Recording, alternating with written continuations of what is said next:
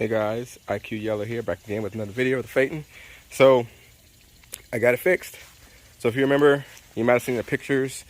You might have seen me posted on the Volkswagen Phaeton page on Facebook.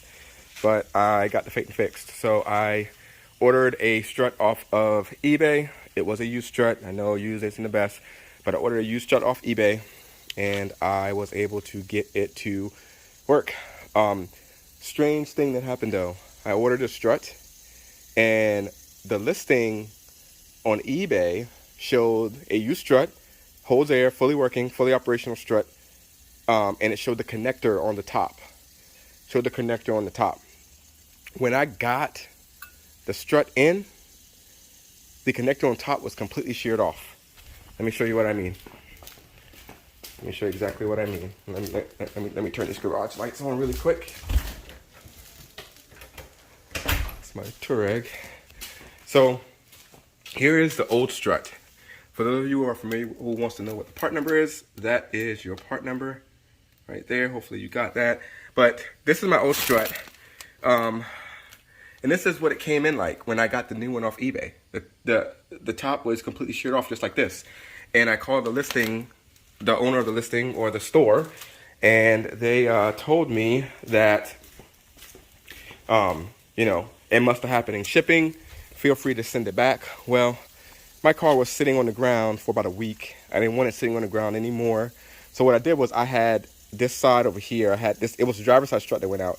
Put this side on jack stands, on a jack stand, just so the car wouldn't be sitting on the ground and cause any damage to my passenger side strut. So it sat on a jack stand. Actually, it sat on my Touareg jack stand for about a week until I got strut in. Got strut in, damage was done. I didn't want to wait any longer, so I went ahead and took my OEM strut, the one that, well, not OEM, but the one that was on the car, took that one out, cut off the connector, and then spliced it in. I can splice, I can use solder, and I can use a heat shrink to make the connection nice and good and watertight, if you want to call it watertight. It's really under the hood, so it's kind of hard for it to get water in at that point, but things have happened, and it was a little hard getting the strut in, so it was easy taking it out. It's just one bolt at the bottom of the strut near the lower control arm. There is the pinch bolt that holds the upper control arm links on, and then there's also the lever or the arm for the leveling sensor. I think that was it. That's all you need to take off on the bottom half, from not under the hood. And then once you raise the hood up, you have the 3 M12 triple square bolts to take out. There's also a thick washer. Don't lose the thick washer when you take it out. That was it. So it's those 3 on top, and then those 3 on the bottom, and the strut can come out easily. Coming out is easy. When you go to put it back in, if you only have one side lifted up, then it will not allow you to get that strut in there. What I mean is on the bottom half where you have the large bolt that holds the strut to the lower control arm. If you don't have both sides up, it's kind of hard to lift the strut up over the arm and into place. If you've done suspension before, you know what I mean. So to alleviate that problem you may have, all you really need to do is you need to lift up both sides. So lift up the front on both sides. That lets the tension off of the sway bar and allows the driver's side to go a little, to settle a little more, allowing you to get that strut on. So if you're doing one side, I advise you lifting both sides, especially in the front. The rear different, but the front you have to lift both sides in order to get that strut on. I sat there for at least 30 minutes, 45 minutes trying to figure it out, and then I remembered, oh, the sway bar is still connected. I could have disconnected the sway bar, but that's one less bolt you have to take off and one less thing you have to torque back. And I wanted to take off as least amount as possible. I know I still need to get in alignment, but I took off the least amount of things as possible, and I got it in, connected it up. I took it out of jack mode and let the pump air it up, and it's been working ever since. So I'm happy with that. That's fixed. Another thing I didn't get a chance to film it, was putting on the lowering link. So if you may notice right now, this Phaeton is lowered. It's not at the normal stock height. I actually lowered it. Sorry for the noise, I have my sprinkler running right now. but I actually lowered it to a good stance. So let me tell you my logic for when lowering it. This is what I did, and I don't have any codes. I did have one code, and I'll tell you why I had the one code, but I'll go ahead and tell you what I did. This is kind of how it's looking from the back. It's a really good lowered stance. Just to give you my wheel specs, I am running Boston CB2s 20 by 11 square set. So that's 20 by 11 in the front and the rear. And these are Continental Conti Sport 2s. And they are in a 285/35 series. So pretty tall. It's a taller tire. So one thing I've seen on a listing before is if you get a slightly taller tire, it'll lessen the gap. That's true. I actually had 275/40 series tires on here at one point, and it made the gap even less, and it looked pretty doggone good. But I like the 35 series tires a little better. So when I lowered it, it made it look a little better. Okay, so again, to my logic, if you guys are using lowering links, I would advise this. I'm sure a lot of guys do different things with their cars, but I would advise this if you're using lowering links. So if you look in the coating, and I'll try to put it on the screen here. Hopefully I can. Hopefully it shows up for you guys. When you look at the coating, the North American Phaeton comes with 7s in the coating. You know what I mean if you've ever done any suspension adaptations. Comes with 7s in the coating. That gives the car a 10mm rise over the rest of world Phaetons, which have the 5 in the coating, which I guess puts it at the stock height with no adjustments, whatever the car comes stock with from the factory. So when we get our Phaetons, they're 10mm higher. I've seen a lot of posts saying that's because our curbs are higher, so you don't screw up the front end of the car down here with it being so low.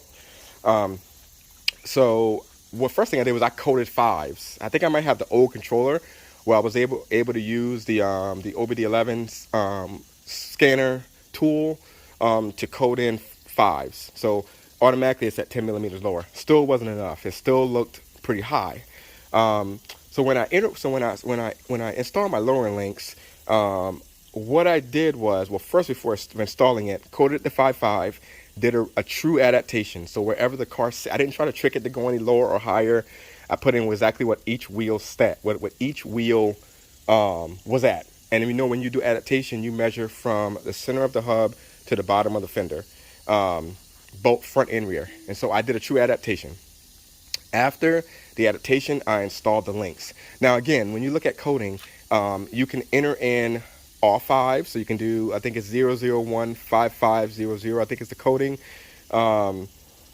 And when you're doing coding, you can enter in 4s, 3s, 2s, 1s, and 0s, and each number down is a 5mm in drop. So 5s is pretty much stock height.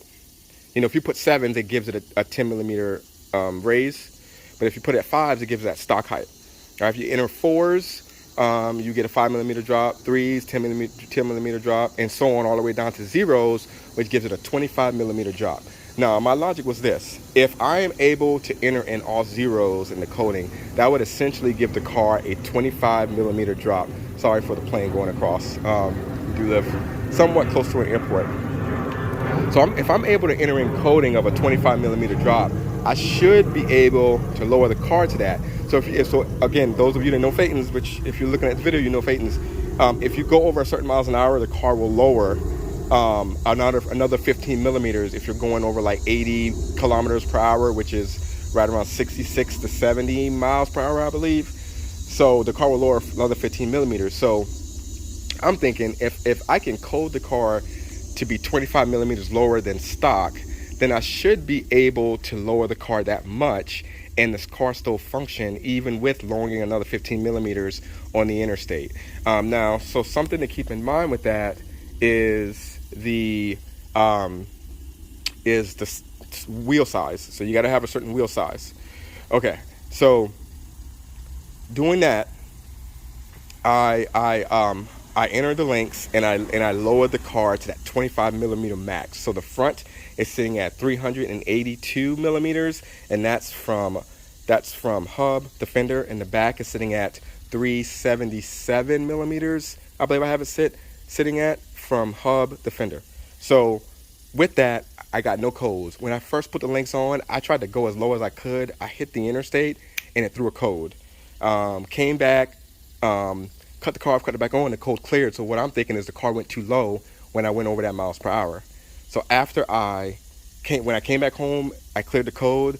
I went in and adjusted the links to be right at what that minimum or that lowest level would be if I were to code it in. And ever since then, no errors. I was able to. I mean, I feel the car ran smoother, which is weird. The car drove a little smoother when I finagled the links to be perfect. All four corners not match. All four corners don't necessarily match each other, but the back on both sides match, the front on both sides match. So I pretty much entered what the coding difference is. I entered that using the links, and I have no problem. Links are pretty easy to install. You just take out the old links, the old arms, and put in the new ones. Make your adjustments, small adjustments now. Small adjustments. The kit that I got was like a quarter turn would be equal to 5 millimeters, or a half an inch to an inch drop. So I just finagled the links until I got it to sit perfect, and this is where it currently sits. I think it looks great. I don't want to mess with it anymore. Suspension's working perfectly fine. Throwing no codes. I hit 100 on the interstate, hit some bumps, no codes. So if you have questions, let me know. Again, I got the car up again. It's back and working. I may invest in some new struts, but for now, I'm going to keep the used strut. All right, if you have any questions, just let me know so I can yell out. Peace.